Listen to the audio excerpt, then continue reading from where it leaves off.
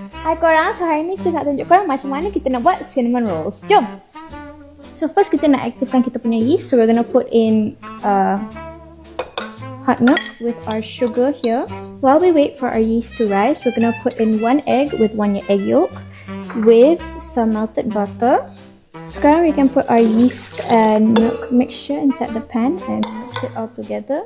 And then now we're gonna put in kita punya bread flour lah. I should like putting it all in. Okay, bila dia dah sebati like this, kita akan bagi dia rehat untuk sejam. So semasa kita tunggu dia berehat, kita akan buat kita punya filling. So it is just butter. Then next, just add in as much sugar as you want. And then now we're gonna add a bit of cinnamon. Like I said, cinnamon rolls, you have to be very generous with the cinnamon itself. Okay, korang, lepas sejam kita punya dough dah naik, okay? So kita nak potong, but before kita potong, kita nak flour our surface so it doesn't stick. Okay, so sekarang kita nak put in our dough and then shape it. Kita boleh letakkan kita punya butter cinnamon mixture now.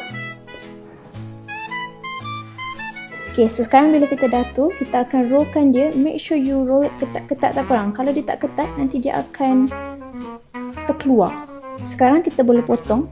Depends on how much you nak potong. I like to keep them all the same shape. Okay, so sekarang kita akan letakkan whipping cream. Depends on how much you want. I like to put it in the middle of the gaps.